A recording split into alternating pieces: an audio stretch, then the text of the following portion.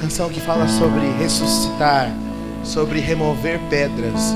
Quantos creem que o Senhor vai remover pedras deste lugar nesta noite?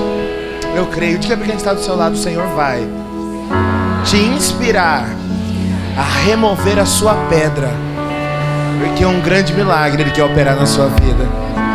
Amém? Mestre, eu preciso de um milagre. Transforma minha vida, meu estado. Faz tempo que eu não vejo, faz tempo que eu não vejo a luz do dia. Estão tentando sepultar minha alegria, tentando ver meus sonhos cancelados. Lázaro ouviu a sua voz, Lázaro ouviu a sua voz, quando aquela pedra removeu.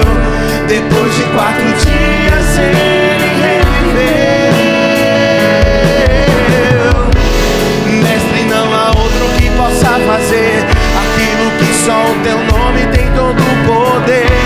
E eu preciso tanto de um milagre. Declare: remove a minha pedra, me chama pelo nome, muda a minha história, ressuscita os meus sonhos, transforma a minha vida, me faz um milagre, me toca nessa hora, me chama para fora, ressuscita. Diga: mestre, mestre, eu preciso de um milagre. Transforma a minha vida, o meu estado. Faz tempo que eu não vejo o Senhor, faz tempo que eu não vejo a luz do dia. Estão tentando sepultar minha alegria, tentando ver meus sonhos cancelados. Lázaro ouviu a sua voz, quando aquela pedra removeu. Depois de 4 dias ele reviveu. Mestre, não há outro que possa fazer aquilo que só o teu nome tem todo o poder. E eu preciso tanto de um milagre. Solta sua voz e canta: remove a minha pedra, me chama pelo nome, muda a minha história, ressuscita os meus sonhos, transforma a minha vida, me faz um milagre, me toca nessa hora, me chama para fora. Remove, igreja, remove a minha pedra, me chama pelo nome, muda a minha história, ressuscita os meus sonhos, transforma a minha vida, me faz um milagre, me toca nesta hora, me chama para fora, ressuscita-me. Aleluia.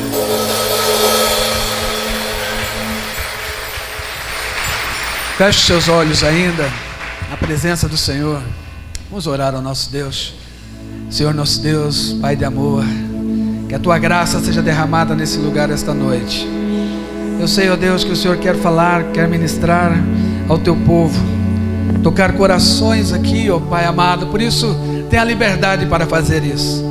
Pai, que nesses dias o Senhor esteja ressuscitando mortos, o Senhor esteja trazendo aqueles que morreram espiritualmente, que estão mortos espiritualmente, para a vida que há em Ti, a vida abundante, a vida que vem do Teu trono. Libera, Senhor, a Tua vida entre nós, libera a Tua vida nesta cidade, ó Senhor, em nossas famílias, nossos lares, que todos possam receber da Tua essência, da Sua seiva. Derrama sobre nós, ó Senhor, nesses dias, em nome do Senhor Jesus. Diga: eu creio. Diga: eu recebo na minha vida e na vida da minha família a paz que há em Cristo. Aleluia, aleluia. Antes de você assentar, se você puder, cumprimente 3, 4 pessoas que estão próximas de você. Diga para essa pessoa: paz seja contigo, meu irmão. Deus te abençoe. Aleluia.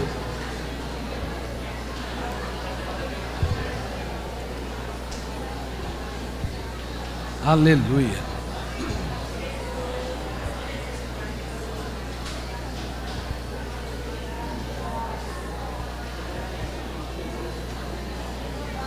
Se você já cumprimentou, pode se assentar.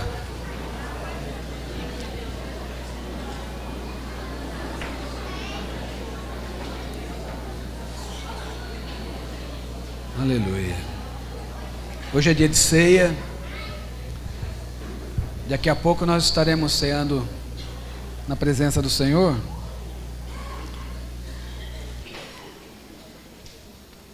Como os irmãos sabem, nós estamos caminhando nesse projeto chamado Casa de Paz. Nós temos visto realmente Deus fazendo coisas tremendas em nosso meio. Quantos podem dizer que tem visto também Deus fez? Sabe, eu tenho ouvido testemunho de irmãos do que Deus tem feito. E assim, eu fico muito feliz de ver isso, porque podemos perceber Deus agindo. E nós sabemos, irmãos, que quando Deus age, e Ele usa pessoas para agir, Ele usa a igreja dEle, nós que somos parte da igreja de Cristo, quando as pessoas são usadas por Deus, elas ficam com um semblante diferente. Já percebeu isso? Quando as pessoas são usadas por Deus, quando Deus faz algo através da vida das pessoas, elas ficam com um semblante diferente, elas ficam felizes, ficam alegres, ficam satisfeitas. Como diz o texto, quando Jesus enviou os 70, eles voltaram possuídos de alegria. Sabe, eu penso que era isso. Foi isso que aconteceu com eles. Eles voltaram possuídos de alegria, de satisfação por terem sido usados por Deus. E nós vimos aqui no Videira News, a célula do Igor lá, uau, família toda ali recebendo Jesus, um atrás do outro. Isso é poderoso, não é, não, irmãos? Vimos a célula do Gleice também, ali o povo, 11 pessoas salva, Gleice? 17, olha só, aumentando o número. Quarta-feira nós estávamos aqui, aí tem irmãos aqui fazendo 4 casas de milagre. Olha, meu caso de milagre, casa de paz. Casa de milagre é outro projeto. 4 casas de paz. Uau, isso é tremendo, não é não? Deus tem feito coisas poderosas em nosso meio. E eu pensando nisso, eu estou ministrando as palavras que nós estamos ministrando na Casa de Paz. Amém? Então hoje nós vamos falar sobre, você já percebeu, sobre a história de Lázaro, né? Lázaro, que foi aquele que ressuscitou dos mortos. Sabe, eu tenho percebido que esses dias são dias de ressurreição. Deus está ressuscitando mortos nessa cidade. Quantos podem dizer um amém por isso? É óbvio que eu estou falando de mortes espirituais, porque você sabe, todos nós nascemos mortos, não é assim? Quando você nasce, ou quando você nasceu, quando as crianças nascem, o médico diz, está vivo, Deus diz, está morto. Por que está morto? Porque para Deus o que conta é a vida espiritual. Se a pessoa não receber Jesus durante sua vida, se não tomar um passo de fé, estar com Jesus, está morto, nasceu morto e vai para o inferno. Infelizmente essa é a maior assim, verdade cruel para nós. Precisamos ter Jesus em nossos corações e precisamos pregar Jesus às pessoas para que elas sejam salvas. Então quando eu ouço irmãos assim animados, 17 pessoas, pastor, uau, isso é poderoso. Imagina uma célula, melhor dizendo, uma casa de paz, de um irmão, uma irmã que se dispuseram, 17 pessoas são salvas. Quarta-feira eu estava aqui, eu vi o Marcelo e a Renata chegando animadíssimos, com as casas de paz deles. Isso é poderoso. Deus está fazendo. Fala para o teu irmão, e vai fazer através da tua vida. Fala isso para ele. Irmãos, olha para mim. Não pode ser através de outros. Tem que ser através de nós. Amém? Nós somos a igreja do Deus vivo. Aleluia. Então vai ser através da sua e da minha vida, através da vida da igreja. E hoje nós vamos falar então sobre a história de Lázaro, Você sabe que, eu não sei, quem nunca sofreu algum tipo de perda, sabe, com certeza, creio que a maioria esmagadora aqui, talvez 100% das pessoas que estão aqui, em algum momento da sua vida, sofreram alguma perda. Perderam talvez um ente querido, perderam talvez um amigo querido, um relacionamento que você tinha, em algum momento perdeu talvez o emprego, perdeu talvez um comércio, alguma coisa que tinha, em algum momento sofreu algum tipo de perda. Todos nós, em algum momento de nossas vidas, sofremos algum tipo de perda. Essa família aqui não é diferente. A família do capítulo 11 do Evangelho de João, onde conta a história de Lázaro, conta-se que eles tiveram uma perda, e a perda era a perda do irmão, o único homem da família, havia morrido. E é sobre isso que nós vamos falar. Eu quero que você abra a sua Bíblia lá em João, Evangelho de João, capítulo 11. A leitura vai ser um pouco longa, mas edificante com certeza. Evangelho de João, capítulo 11. Nós vamos ler um pouco, pular um pedaço, ler outro pedaço, tá bom? Os irmãos acharam? Se você por acaso não trouxe a Bíblia, os irmãos vão estar projetando aqui. Evangelho de João, capítulo 11, a partir do verso 1, diz assim: Estava enfermo Lázaro de Betânia, da aldeia de Maria e de sua irmã Marta. Esta Maria, cujo irmão Lázaro estava enfermo, era a mesma que ungiu com bálsamo o Senhor e lhe enxugou os pés com os seus cabelos. Mandaram, pois, as irmãs de Lázaro dizer a Jesus: Senhor, está enfermo aquele que amas, a quem amas. Ao receber a notícia, disse Jesus: esta enfermidade não é para a morte, e sim para a glória de Deus, a fim de que o Filho de Deus seja por ela glorificado. Ora, amava Jesus a Marta e a sua irmã e a Lázaro. Quando, pois, soube que Lázaro estava doente, ainda demorou 2 dias no lugar onde estava. Pula para o verso 11 agora. Isso dizia e depois lhe acrescentou: nosso amigo Lázaro adormeceu, mas vou para despertá-lo. Disseram-lhe, pois, os discípulos: Senhor, se dorme, estará salvo. Jesus, porém, falara com respeito à morte de Lázaro, mas eles supunham que tivesse falado do repouso do sono. Então Jesus lhe disse claramente: Lázaro morreu. E por vossa causa me alegro de que lá não estivesse, para que possais crer, mas vamos ter com ele. Então Tomé, chamado Dídimo, disse com os discípulos: vamos também nós para morrermos com ele. Chegando Jesus, encontrou Lázaro já sepultado, havia 4 dias. Ora, Betânia estava a cerca de 15 estádios perto de Jerusalém. Muitos dentre os judeus tinham vindo ter com Marta e Maria para as consolar a respeito de seu irmão. Marta, quando soube que vinha Jesus, saiu ao seu encontro. Maria, porém, ficou sentada em casa. Disse, pois, Marta a Jesus: Senhor, se estiveras aqui, não teria morrido meu irmão. Mas também sei que, mesmo agora, tudo quanto pedires a Deus, Deus te concederá. Declarou-lhe Jesus: teu irmão há de ressurgir. Eu sei, replicou Marta, que ele há de ressurgir na ressurreição no último dia. Disse-lhe Jesus: eu sou a ressurreição e a vida. Quem crer em mim, ainda que morra, viverá. Todo o que vive e crê em mim não morrerá eternamente. Crês isto? Sim, Senhor, respondeu ela. Eu tenho crido que tu és o Cristo, o Filho de Deus, que devia vir ao mundo.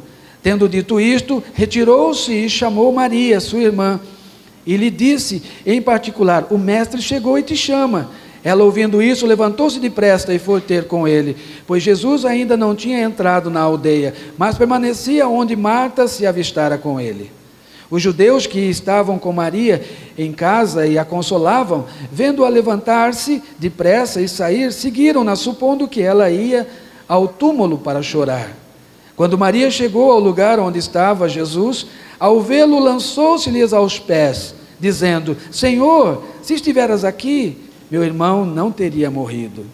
Jesus, vendo-a chorar, e bem assim os judeus que a acompanhavam, agitou-se no espírito e comoveu-se. E perguntou: onde o sepultastes? Eles lhes responderam: Senhor, vem e vê. Jesus chorou. Então disseram os judeus: vede o quanto o amava. Mas alguns objetaram: não podia ele, que abriu os olhos ao cego, fazer que este não morresse? Jesus, agitando-se novamente em si mesmo, encaminhou-se para o túmulo.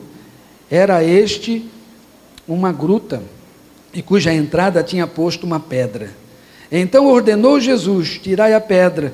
Disse-lhe Maria, irmã do morto: Senhor, já cheira mal, porque já é de 4 dias. Respondeu-lhe Jesus: não te disse eu que, se creres, verás a glória de Deus? Tiraram então a pedra, e Jesus, levantando os olhos para o céu, disse: Pai, graças te dou, porque me ouviste. Aliás, eu sabia que sempre me ouves, mas assim falei por causa da multidão presente, para que creiam que tu me enviaste. E tendo dito isto, clamou em alta voz: Lázaro, vem para fora. Saiu aquele que estivera morto, tendo os pés e as mãos ligados com ataduras, e o rosto envolto num lenço. Então lhes ordenou-lhe Jesus: desatai-o e deixai-o ir. Amém, irmãos? Leitura um pouco longa, mas para você entender o contexto e a situação em que estava essa família. Essa família estava passando por um terrível momento. Como eu já disse, talvez alguns de nós já passamos por situações semelhantes, quando perdemos um ente querido, alguém muito próximo de nós. Marta e Maria estavam assim, desesperadas, angustiadas, pedindo para que Jesus, se pudesse fazer algo, que fizesse. Agora, o que isso tem a ver conosco nesses dias? Você sabe, quando você lê um texto bíblico, você tem que contextualizar ele, você tem que trazer para os dias de hoje, porque sempre, irmãos, sempre Jesus quer falar algo conosco através da palavra dele. Jesus sempre quer ministrar algo aos nossos corações através de histórias naturais que ele conta aqui na palavra de Deus, na Bíblia Sagrada. Pastor, então o que isso tem a ver conosco? Você sabe que hoje nós estamos imbuídos nessa casa de paz. E a casa de paz nada mais é do que uma tarefa, uma força-tarefa para ressuscitar esses que estão mortos aí fora. Esses que estão mortos espiritualmente. Muitos vão ressuscitar nesses dias. Quantos creem nisso? E pode dizer um amém bem alto. Muitos vão sair das suas tumbas, dos seus sepulcros, para a vida com o Senhor. Muitos estão cheirando mal lá fora, como Lázaro estava, mas hoje, em nossos dias, chegarão à presença do Senhor e receberão a vida que Deus tem para nos dar. Sabe que Jesus veio único e exclusivamente para isso. Jesus veio para nos dar a vida eterna. Ainda há pouco, falando com os jovens, estava falando sobre isso também. Meditando um pouco nessas passagens bíblicas, a passagem de João 6, onde Jesus indaga ali aos seus discípulos, quando esses acham que o discurso de Jesus é muito duro, muito severo, e Jesus indaga a eles, isso lhes espanta, e muitos deles vão embora. E Jesus então chega aos seus discípulos mais próximos, ele diz para os seus discípulos mais próximos: e vós, o que quereis fazer? E você sabe, você conhece o texto, esses discípulos, na pessoa de Pedro, pula à frente e fala assim: para onde iremos, se só tu tem palavras de vida eterna? E enquanto eu estava sentado ali, louvando ao Senhor, algo me veio à mente. Eles estavam querendo ir para algum lugar. Sabe que em nossos dias muitas pessoas vêm aos nossos cultos, mas elas não sabem para onde estão indo. Elas vêm simplesmente porque, alguém convidou, alguém chamou ela para vir, ela vem aqui, mas não sabe para onde está indo. Pedro sabia exatamente o que ele queria. Ele sabia para onde estava indo. Ele disse: para onde iremos, se só tu tem palavras de vida eterna? Sabe o motivo correto pelo qual nós deveríamos estar em nossos cultos, estarmos servindo a Jesus? Porque nós temos certeza de que Jesus tem palavras de vida eterna. É para lá que nós queremos ir. Eu quero perguntar para você: para onde você quer ir? Isso é precioso, porque muitos desses que estão aí fora hoje mortos em seus delitos e pecados, como diz a palavra, eles não sabem para onde estão indo. E nós queremos levá-los para onde, meus irmãos? Para onde nós estamos indo. Mas se nem nós soubermos para onde estamos indo, como levar essas pessoas para tal lugar? Nós então precisamos saber claramente: nós estamos indo para a glória com o Senhor. Amém, meus irmãos? Esse é o final da nossa caminhada, a vida eterna. Foi isso que Jesus veio trazer. Alguém já disse que eu sou pregador de uma palavra só, de vida eterna. Mas sabe, irmão, não tem outro motivo para nós estarmos aqui. É para isso. Nós nascemos para viver para o Senhor e para viver eternamente com esse Senhor. Quantos querem viver eternamente com esse Senhor? Amém. Sabe, Marta, então ela ficou falando, eu sei, Senhor, que Ele vai ser ressurreto no dia do Senhor para a vida eterna. Mas Jesus, nesse contexto, queria mostrar outra coisa. Jesus não estava falando dessa ressurreição que todos nós vamos ter para estar com o Senhor na eternidade. Jesus estava falando que queria mostrar algo em vida. Eu falo, não, Ele vai ressuscitar aqui para que a glória do Senhor seja mostrada nessa terra. E eu quero falar um pouco sobre algumas lições que nós enxergamos nessa história de Lázaro. A primeira lição que nós enxergamos aqui, a primeira coisa que essa história de Lázaro nos ensina é que Deus tem o seu tempo e a sua maneira de agir. Às vezes nós não entendemos muito bem isso. Queremos que as coisas sejam feitas dentro do nosso tempo e do nosso jeito, a nossa maneira. Mas esse texto mostra claro, Jesus, ao saber de que Lázaro estava enfermo, Jesus ainda demorou 2 dias. Uau! Isso não deixa você intrigado? Jesus já sabia o que ia fazer. Jesus já sabia o que estava por realizar. E Jesus então já tinha um tempo, mas não era o tempo de Marta e Maria. Marta e Maria falaram para Jesus, as duas falaram para Jesus, Senhor, se o Senhor tivesse chegado antes, nosso irmão não teria morrido. O seu tempo era eu chegar antes, mas eu nunca chego atrasado. Eu chego sempre no horário. Deus chega sempre no horário, não no nosso horário, não no nosso tempo, mas no tempo e no horário dele. Jesus demorou para chegar. Sabe, às vezes nós ficamos questionando Deus dessa forma também. Sabe, as nossas dificuldades, no meio dos nossos problemas, nossas angústias, os nossos obstáculos, nós ficamos falando para Deus, Deus, resolve logo isso. Está demorando demais, não aguento mais isso. Sabe, nós temos que aprender com a Bíblia. A Bíblia fala de um homem chamado Abraão. Abraão tinha uma promessa de Deus na vida dele. Quantos têm promessa de Deus aqui? Sabe, eu tenho promessa de Deus na minha vida também. Algumas ainda não se cumpriram, mas vão se cumprir em nome do Senhor Jesus. Mas pastor, qual que é o problema? Qual que é a relação? A relação é a seguinte, Abraão foi chamado com 75 anos de idade, uma promessa foi lançada na vida dele por Deus, será pai de nações. Essa foi a promessa lançada sobre Abraão. Mas como que eu vou ser pai de nações se eu não tenho filho? E o meu herdeiro é o servo Eliezer? Como é que é isso? Abraão questiona Deus. E Deus fala para ele, não, você vai ser pai de nações, vai ser de você. Ele quer dar o jeito dele. Por que ele quis dar o jeito dele? Porque ele não quis esperar o jeito de Deus, o momento de Deus. E aí o que ele fez? Ele foi lá e gerou um outro filho, um filho da carne, um filho que não estava na vontade de Deus. O filho da promessa era, quem que era? Isaac. Mas quem que ele gerou? Ismael. Sabe quem que era Ismael? Ismael na Bíblia simboliza a vontade da carne, a vontade natural. Sabe o que simboliza Isaac? A vontade de Deus. Quando não esperamos a vontade de Deus, metemos o pé pelas mãos. Agora, sabe quanto tempo Abraão esperou? 25 anos. Esse foi o tempo de Deus para a vida de Abraão. Foi chamado com 75 anos. Mas Isaac veio quando ele tinha 100 anos de idade. Sabe, muitas vezes queremos as coisas do nosso jeito. Marta e Maria queriam do jeito delas. Senhor, se o Senhor tivesse chegado mais cedo, por que o Senhor atrasou? Pois nós avisamos o Senhor, demorou 2 dias lá ainda, por que o Senhor não chegou antes? O nosso irmão não teria morrido. Fala para o teu irmão aí do lado, da direita e da esquerda, o tempo de Deus é melhor do que o seu tempo. Fala para o teu irmão também, o jeito de Deus também é melhor do que o seu jeito. Temos que esperar, esperaremos, amém, meus irmãos? Queria ver 2 versículos com os irmãos, Romanos capítulo 9, verso 21 e 22, 20 e 21, fui falar Romanos aqui, saiu Romeu, você está sabendo disso?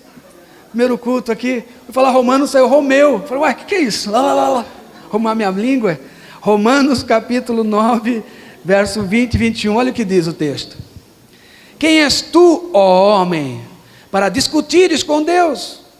Quem somos nós para discutirmos com o Senhor?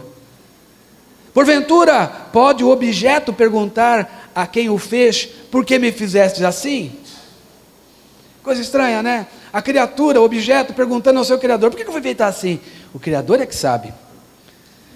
Ou não tem o oleiro direito sobre a massa, para do mesmo barro fazer um vaso para a honra e outro para a desonra. Outros versículos, Isaías 45, verso 9 a 11. Isaías 45, dos versos 9 ao verso 11. Olha o que diz: ai daquele que contende com o seu Criador.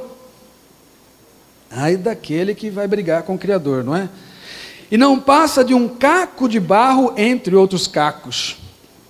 Acaso dirá o barro ao que lhe dá forma, que fazes? Ou tua obra não tem alça? Ai daquele que diz ao pai, por que geras? E à mãe, ou à mulher, por que dás à luz? Assim diz o Senhor, o Santo de Israel, aquele que o formou. Quereis acaso saber as coisas futuras? Quereis dar ordens acerca dos meus filhos, acerca das obras das minhas mãos? Sabe o que acontece muitas vezes, irmãos? Nós invertemos os papéis.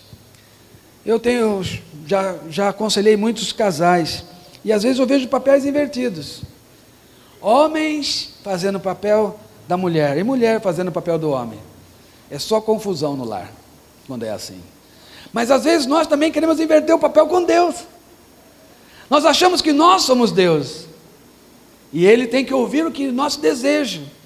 E alguns usam até frases feitas do tipo, eu sou filho do rei, então peço que eu quero ao rei, Ele vai fazer, porque meu pai é o rei. Espera aí, olha para mim aqui, Deus não tem compromisso nenhum em te agradar, nenhum, é zero. Deus não está aqui para agradar o ser humano, somos nós que temos que ter um posicionamento em agradar a Deus, amém, irmãos? Porque Ele é Deus, e nós somos, em primeiro grau, criatura, e depois filhos de Deus. É isso que nós somos. Então, temos que esperar o quê, pastor? O tempo e a forma de Deus, o momento que Ele quer fazer, a forma que Ele quer fazer. Sabe o que mais nós aprendemos? A segunda coisa que nós aprendemos na história de Lázaro, é que o amor de Deus por nós não pode ser medido pela ausência de problema. Coisa interessante também. Nós medimos o amor de Deus por nós, muitas vezes, quando nós não temos nenhum problema. Parece que é uma chancela, que nós mesmos chancelamos, nós assinamos, olha, eu vou me converter, mas é o seguinte, hein, Deus, vamos assinar aqui, eu não quero ter nenhum problema. Porque agora, afinal de contas, sou filho de Deus, então eu não posso ter nenhum problema. Sabe, isso parece que mede o amor. Se eu tiver algum tipo de dificuldade, algum tipo de problema, eu até penso em romper com a minha aliança com Deus. Porque afinal de contas, está me deixando, onde já se viu Deus deixar eu passar por essas tribulações, por essas dificuldades? Está compreendendo? Então, veja bem, o amor de Deus por você e por mim, não pode ser medido por ausência de problema, porque todos nós teremos problema, mesmo porque o próprio Senhor Jesus disse que nesse mundo nós teríamos o quê, irmãos? Mas tende, porque eu e você vai vencer também. Sabe, maior é o que está em você do que aquele que está no mundo, aleluia. Então isso não quer dizer que nós não teremos problema. Você precisa aprender a passar pelos problemas, a passar pelas dificuldades. Precisamos ensinar as pessoas a isso. Sabe, essa família estava passando por uma dificuldade. E que dificuldade? Perderam o homem da casa, perderam aquele que era talvez o muro de arrimo, aquele que era a esperança deles. E elas ficaram questionando a Deus, por que demorou tanto? Como quem diz assim, o senhor devia ter chegado aqui mais cedo, hein? O senhor está atrasado. Jesus, o senhor chegou atrasado. Por que não chegou no horário? Nós avisamos você em tempo. Por que você veio mais tarde? Já morreu, agora não adianta mais. Mas Jesus sabia muito bem o que Ele queria fazer, amém, irmãos?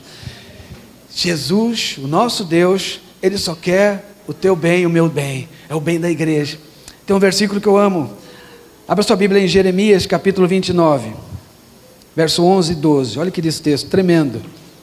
Jeremias 29, verso 11 e 12 diz assim: eu é que sei que pensamentos tenho a vosso respeito, diz o Senhor. Pensamentos do que, irmãos? Paz. Repita assim comigo: Jesus, ainda hoje, quer trazer paz na minha casa. Isso é o que Jesus quer ainda hoje.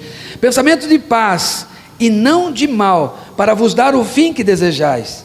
então me invocarei, passareis a orar a mim, e eu vos ouvirei. Sabe o que eu acho tremendo aqui? É que você precisa invocar. Lá em Romanos capítulo 10, diz que como serão salvos se não invocar o nome do Senhor? Lá em Romanos capítulo 10 diz que todo aquele que invocar o nome do Senhor será salvo. Deixa eu te perguntar, o que você acha que é invocar? Orar. É isso que é invocar.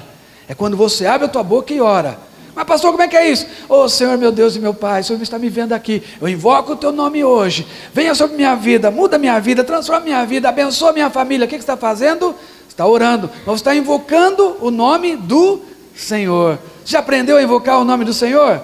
Sabe o que eu acho estranho? Que muitas vezes a gente está em meio de adultos cristãos, e você fala assim, aquele que estiver com o coração ardendo para orar, clame ao Senhor agora. Clique, clique, clique, clique. Aquele silêncio sepulcral.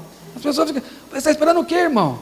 Invoca o nome do Senhor, clama ao Senhor, bendiga o nome do Senhor em todo o tempo. Alguém fala assim, não, mas Senhor, o Senhor conhece o que está no meu coração. É claro que Ele conhece, mas eu queria ouvir você invocar o nome dEle. Nós precisamos invocar o nome do Senhor, amém, irmãos? É tempo de invocar o nome de Deus. Não, Deus Todo-Poderoso. Nós precisamos ensinar as pessoas, porque a Bíblia diz que quando nós invocarmos, a paz do Senhor virá sobre nós, aleluia. A terceira lição que essa história de Lázaro nos ensina: a fé é a grande chave que abre a porta do sobrenatural em nossas vidas. A fé é a grande chave que abre a porta do sobrenatural em nossas vidas. O que é fé, pastor? Bom, a definição bíblica de fé está lá em Hebreus 11:1, que diz assim: a fé é a certeza das coisas que se esperam e a convicção dos fatos que não se vê. Isso é fé. É quando você tem certeza de algo que você está esperando, e você tem convicção de algo que é um fato, mas você não está vendo. Isso é fé. Então olha só, eu tenho certeza que eu vou estar na eternidade com o Senhor. Eu não tenho dúvida nenhuma disso. Tenho certeza absoluta. A gente pergunta para o crente: e aí, irmão, você tem certeza da salvação? Sabe o que ele responde? Ah, só Deus sabe, né, pastor? Só Deus sabe nada, você sabe. Nós temos que ter certeza da salvação, amém, irmãos? Quanto tem certeza da salvação aqui? Amém. É isso. Eu tenho certeza. E mais, eu tenho convicção, porque é um fato. Ainda não aconteceu, mas é um fato. Então isso é fé. Quantos têm fé? A Bíblia fala que, lá em Romanos 12:3, que todos nós recebemos uma medida de fé. Você e eu recebemos uma medida de fé. Quando? Quando nós convertemos. Nós temos uma medida de fé. Acabamos de converter, a medida de fé veio, é o que está na Bíblia. Tá, e aí? Como é que eu faço para acrescentar a fé? A Bíblia também fala em Romanos 10:17, que a fé vem pelo ouvir e ouvir a pregação. A fé vem pela pregação da palavra de Deus. Então você está me ouvindo aqui agora? A fé é acrescentada na sua vida, porque você está ouvindo a palavra de Deus. Então quantas vezes que você ouve a palavra de Deus, a fé é acrescentada na sua vida. Então essa fé tem que estar em nós. Qual que é o problema, pastor? O problema é que às vezes nós não cremos, somos incrédulos, e isso é um problema sério. Então, o que Jesus estava fazendo com Marta e Maria? Acrescentando fé a elas. E a quarta coisa que esse texto nos ensina, a quarta e última coisa, e eu quero aqui dividir em 3 subtítulos essa quarta, diz assim: precisamos remover os empecilhos para que os milagres aconteçam. Essa música que nós cantamos ainda há pouco, na minha opinião, ela tem um erro teológico, porque pede para Jesus remover as pedras. Remove as minhas pedras. Não é assim que canta aqui? Sou bom para cantar que você não imagina, irmão. Ainda bem que tem o Felipe aqui, tem o Wellington que me socorre. Mas o que acontece? É Jesus que tem que remover as pedras? É Jesus, irmãos? Não. Nesse texto você vê Jesus falando: removam as pedras. Por que Jesus fala para remover as pedras? Porque existem coisas que você faz naturalmente e Jesus não precisa fazer. Existem coisas que você precisa tirar da sua vida, que eu preciso tirar da minha vida, para que Jesus possa fazer o milagre. E às vezes a gente não se atenta a isso. se aquelas pessoas que estavam lá, talvez 1, 2, 5, 10 pessoas, não removessem a pedra que tapava o sepulcro onde estava Lázaro, o milagre não poderia acontecer. Jesus poderia agir sobrenaturalmente e falar para a pedra: pedra, saia daí. Poderia ou não, irmãos? Sim ou não? Poderia, mas ele não fez isso. Por que ele não fez? Porque existem coisas que só você pode fazer, que só eu posso fazer. Vou dar exemplos bíblicos para você entender isso. Lá em 2 Reis, capítulo 5, nós vemos a história de Naamã. Eliseu fala para Naamã assim: Naamã, vai lá no Rio Jordão e dá 7 mergulhos no Rio Jordão. Para Naamã dar 7 mergulhos no Rio Jordão, era algo sobrenatural? Naamã podia fazer, sim ou não? Podia, mas Naamã titubeou. Naamã ficou assim, por acaso lá em na Síria, não tem rios melhores do que esse? Farfar e o outro eu esqueci o nome. 2 rios lá, que são melhores do que o Rio Jordão? Tem ou não tem? Mas aí o que ele fez? Graças a Deus que ele tinha uma equipe. E a equipe dele estava ali e falou assim com ele: general, Naamã, se ele tivesse pedido coisa difícil, você não faria? Faria. Quanto mais uma coisa fácil dessa, vai lá logo e dá esses 7 mergulhos. E Naamã foi lá e deu 7 mergulhos. No 7º mergulho, Naamã foi curado. Eu preguei esse texto já várias vezes, mas o que me impressiona é que ele teve que ser perseverante e ir até o 7º mergulho. Só ele podia fazer isso. Ele foi lá e fez. Jesus está com os seus discípulos. Está começando o chamado dos seus discípulos. Jesus se vê os discípulos lá e fala para o discípulo assim: olha, lance a rede do outro lado. Aqueles discípulos haviam pescado a noite toda, não tinham pego nada. Mas Jesus fala para ele: lança a rede do outro lado. Jesus não podia trazer a rede cheia de peixe lá de uma vez? Por que Jesus mandou lançar a rede? Porque existem coisas que só eu e você podemos fazer. Era para os discípulos fazer a parte deles. O que são isso? São pedras que nós temos que remover das nossas vidas. Eu vou falar para você 3 tipos de pedras que nós temos que remover das nossas vidas.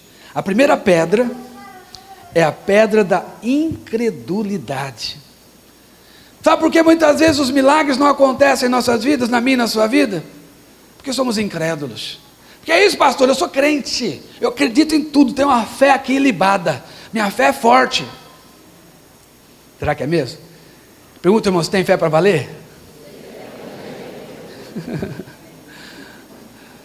Pastor, quando é que eu não tenho fé? É quando você coloca a palavra de Deus em dúvida. Isso chama-se incredulidade. É quando você não crê na palavra de Deus. Pastor, dá um exemplo. Tá bom, vou dar um exemplo para você. A Bíblia fala o seguinte: crê no Senhor Jesus e será salvo tu e tua casa. Você crê nisso? Amém. Meu amém saiu tão frouxo. A Bíblia fala: crê no Senhor Jesus e será salvo tu e tua casa. Você crê nisso? Amém. Tua família toda está aqui? Saiu um amém aí pelo menos. O Hélio estava falando ainda há pouco aqui na ministração dos dízimos. Eu estou aqui, minha família toda está ali, ó. A família dele ali, ó. Que coisa linda. Quer dizer, serve ao Senhor, creu na palavra do Senhor. Sabe a oração que Deus responde, meu irmão? Eu vou te ensinar a orar. A oração que Deus responde é a oração da palavra dele. É quando você ora assim, ó: Senhor, a tua palavra diz. Está lá em Atos capítulo 16, verso 31. Está lá: crê no Senhor Jesus, será salvo tu e tua casa. Eu creio nisso. Eu profetizo isso na minha família, na vida do meu pai, na vida da minha mãe, na vida dos meus filhos, do meu irmão, dos meus tios, dos meus primos. Eu profetizo, minha família toda vai ser salva. E eu não vou parar de evangelizar enquanto a minha família não for salva, porque eu creio na tua palavra. Isso é ter fé. Isso é acreditar. Agora o incrédulo fala o quê? Fala assim: pastor, você não conhece meu pai. É porque você não conhece minha mãe, meu filho. Você não conhece. Se eu conhecesse, eu não estaria falando isso. Eu não preciso conhecer o seu pai, sua mãe e o seu filho. Eu preciso conhecer a palavra de Deus. Só isso que eu preciso conhecer. Que a palavra de Deus, ela é infalível. Você não. Mas a palavra de Deus é infalível. Amém? Então olha só. A primeira pedra que precisa ser tirada: pedra da incredulidade. Fala para o teu irmão: tira a pedra da incredulidade da tua vida. Em nome de Jesus. E qual que era a segunda pedra, meus irmãos? A segunda pedra que nós temos que tirar das nossas vidas é a pedra do desânimo. O que é a pedra do desânimo? Irmão, você já andou do lado de alguém desanimado? Não dá uma gastura, não dá um nervoso você ficar do lado de alguém que... Vamos para tal lugar? Ah, não sei. Vamos fazer isso? Ah, mas vai chover daqui a pouco. Vamos fazer o Casa de Paz, o projeto Casa de Paz. Será que vai dar certo isso? Esse pastor chegou aqui já inventando moda, né? Desanimado, não tem ânimo para fazer as coisas. Eu já falei para os irmãos, não me peça para orar por disposição, não oro. Irmão chegar perto de mim e falar, pastor, olha para que eu tenha disposição. Não faça isso, eu não oro. Isso você tem que ter. Nós temos que ter. Ânimo, você tem que ter. Pastor, ora para que eu tenha ânimo. O Senhor diz, tem de o quê? Bom ânimo. Fala para o teu irmão, tem de bom ânimo. Fala por detrás, não seja desanimado.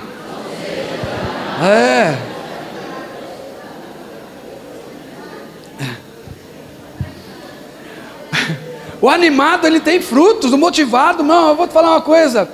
Já falei isso para os irmãos, vou repetir.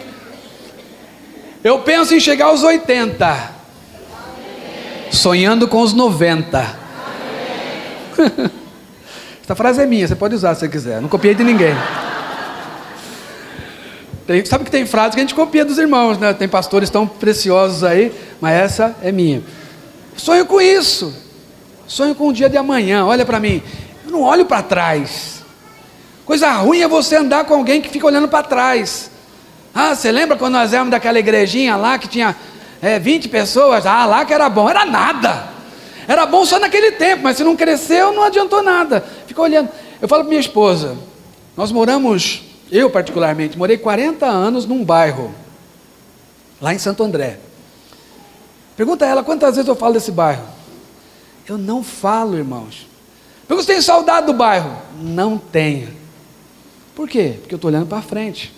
É para lá que eu estou indo. Estou indo para a eternidade. Oh, glória! É o que me espera. Então você tem que ser animado. Quando que você é animado? Olha para cá. É quando você tem um propósito de vida estabelecido. É quando você enxerga a sua missão. É quando você enxerga para que você existe. Aí você cria ânimo. Por quê? Eu preciso fazer isso aqui. Ó. Eu fui criado para isso. Eu nasci para isso. Eu estou nessa existência para isso. É para lá que eu estou indo. É isso que eu vou conquistar. Aí dá ânimo. Sabe o desanimado? O desanimado, ele não tem sonho, não tem projeto. Vou dar uma dica para você. Quando você estiver diante de um desanimado, planta um sonho no coração dele. Pode ter certeza, desanimado não tem sonho nenhum. Chegar num lugar que tem alguém só reclamando das coisas, depressivo, cabisbaixo, olhando, não tem mais jeito. Planta um sonho no coração dele. Ele vai olhar para frente, fazer um projeto de vida. Vai avançar e conquistar. Foi para isso que Jesus nos chamou para isso. O apóstolo Paulo sabia plenamente disso. E ele falou lá em Filipenses 3,12, que nós somos conquistados para conquistar algo. Então presta atenção, você e eu fomos conquistados para algo. Quando esse algo é estabelecido na sua vida, na minha vida, aí dá ânimo. Eu fico olhando aqui, eu falo aqui dos projetos, eu falo, tem 11, né, irmão? O irmão já 17, pastor. Fala com a boca cheia. Está animado, está motivado. Não é? Não é assim? Fala para o teu irmão, tem de bom ânimo. Em nome de Jesus. Então essas coisas de disposição, elas são poderosas. Porque quando Deus falou para Josué, ele disse o quê? Dispõe-te agora e atravessa o Rio Jordão. Quando Deus foi conversar lá com Jonas, falou para ele, dispõe-te agora e vai a Nínive. Quando Deus foi falar lá para o primeiro discipulador de Saulo, falou para ele, dispõe-te agora e vai na rua chamada direita, porque lá tem um Saulo lá, ele está cego, está orando. Você vai orar e vai pôr as mãos sobre ele. Disposição, Deus não te dá. Disposição é você que tem que ter. Aleluia. E a terceira pedra e última, que você tem que tirar, eu também tenho que tirar, sabe qual que é? A pedra da indolência. Pastor, o que é indolência? Vou te explicar, talvez você não saiba. Indolência tem um nome muito simplesinho que você vai entender facinho. Você quer ver? Preguiça. Entendeu o que é indolência? Preguiça. Outro sinônimo de indolência: procrastinação. Vou deixar para amanhã. Vamos fazer hoje não. Mas precisamos ir lá na casa do irmão, lá evangelizar o irmão lá. Não, amanhã a gente vai, tá bom? E aí o amanhã fica passando, nunca chega. Sabe? Indolência. Nós precisamos tirar essa pedra da indolência. Para quê? Para que Jesus possa fazer o milagre. Se a pedra não for removida, o morto não ressuscita. Depois que as pedras foram removidas, ou a pedra foi removida, aí Jesus pôde ir lá e falar assim: Lázaro, sai para fora. Vem agora, Lázaro. Então existem algumas coisas, irmãos, que só nós podemos fazer. Agora, quer saber uma outra coisa que a igreja precisa fazer por aqueles que estão chegando, que estavam mortos, mas que agora vão reviver em nome do Senhor Jesus? Amém. Jesus falou também quando Lázaro saiu do sepulcro ali, daquele túmulo. Quando Lázaro saiu, Jesus olhou para ele estava todo cheio de ataduras, estava enfaixado, tudo quanto foi lado. O que Jesus falou? Tirai as ataduras. Jesus também não foi tirar as ataduras dele. Jesus não podia tirar sobrenaturalmente isso, mas Jesus também não fez isso. Jesus mandou que tirassem as ataduras dele. Sabe o que eu vou te falar? Olha, presta atenção nisso. Vão chegar muitas pessoas aqui cheias de ataduras, e nós vamos ter que tirar essas ataduras deles. Do que fala atadura? Atadura fala de prisão, fala de estar preso, talvez até cego, tanta atadura assim na cabeça. Era morto, embalsamado, cego, amarrado. A igreja foi chamada para tirar essas ataduras desses que estão chegando. Sabe, essa é uma das nossas missões nesses dias de casa de paz. Você vai estar lá ministrando isso aos irmãos, aos novos lá que estão chegando. E quem sabe ministrar? Se você for olhar o esboço, essa última parte não tem no esboço. Depois você quiser aplicar, você aplica. Mas essa questão das pedras não tem lá. Eu que acrescentei. Mas saiba, irmão, a igreja vai ser usada para isso. Esses são os dias que são poderosos para que o avivamento do Senhor aconteça nessa terra aqui. E quem que ele vai usar? Vai usar nós. Eu tenho visto relatos dos casas de paz. Sabe, a minha esposa mesmo está fazendo uma casa de paz. Ela falou: foi 3 visitantes mais o anfitrião da paz lá. Eu falei: uau, quarta-feira nós vamos fazer um apanhado, ver quantas pessoas nós temos atraído com as casas de paz. Eu quero falar uma coisa para você, eu estou imaginando que vai passar de 500 pessoas, juntando os adultos, os jovens e adolescentes, que nós temos atraído nesses dias pela casa de paz. Alguém fala assim: pastor, para que tudo isso? Porque o Criador quer, porque Deus quer, porque Jesus veio para isso, porque Jesus veio para salvar o perdido. E nós não estamos aqui para fazer um espetáculo para uma plateia assistir simplesmente. Nós estamos aqui para caminhar como a igreja do Deus vivo, que prega um Deus vivo, que ressuscita mortos, que tira mortos dos túmulos, que desata esses mortos, que arranca as pedras que atrapalham e faz eles caminharem com Cristo Jesus. Amém. Quantos estão nesse projeto? Amém. É para isso que o Senhor tem nos chamado nesses dias, e louvado seja Deus por isso. Fique de pé no seu lugar, eu quero orar com você. O Senhor quer usar você, meu irmão, quer usar a igreja.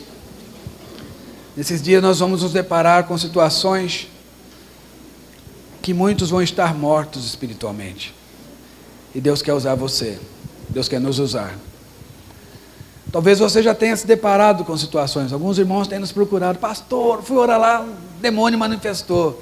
Falei: aí, expulsei o demônio. Falei: aí sim, hein? Expulsa mesmo. Sabe, se você está desanimado com isso, é porque a chama da vida de Deus ainda não está ardendo dentro de você. Agora, se você está animado com isso, é porque a vida de Deus está ardendo dentro de você. Quantos estão animados com isso? Diga glória a Deus. Ah, não, pastor, eu estou desanimado. Tira essa pedra, meu irmão, em nome de Jesus. Tira essa pedra da sua vida para nós avançarmos e conquistarmos. Aleluia. Feche seus olhos. Pai amado e Pai querido, nós sabemos que grandes coisas o Senhor já está fazendo em nosso meio. Essa história de Lázaro, ó Deus, ela nos abre os olhos para muitas coisas. Abre os olhos para enxergarmos, ó Senhor, que nos dias de hoje muitos mortos espirituais estão aí fora, enterrado em túmulos, ó Senhor, túmulos dos vícios, das drogas, das bebedices, da prostituição. Deus, Tu conheces cada um deles, e nós desde já, Senhor, requisitamos essas vidas para Ti. Chamamos à existência, Senhor, a conversão de cada uma delas. Pai, que as nossas casas de paz, ó Deus, encontre nessas casas o local propício, ó Senhor, para que as pessoas sejam salvas, resgatadas, que muitos filhos da paz, ó Senhor, sejam alcançados. E que a Tua igreja, ó Senhor, faça o que foi chamada para fazer. Senhor, ganhar vidas para Ti e edificar vidas para Ti, na Tua casa, na Tua família. Senhor, em nome do Senhor Jesus, nós declaramos esses dias como dias de avivamento em nosso meio. Pai, nós sabemos que grandes coisas o Senhor tem para fazer ainda, mas nós queremos nos colocar aqui para agradar a Ti. Tu és o Criador, nós somos a criatura. Tu és o Pai, nós somos os filhos. Tu és o Senhor, nós somos os servos. Estamos aqui para Te servir, Senhor. Move em nós, move no meio de nós. Libera poder e unção sobre nossas vidas, graça e misericórdia, e que possamos ser usados por Ti, em nome do Senhor Jesus. Quando dizem amém por isso? Aleluia, aleluia.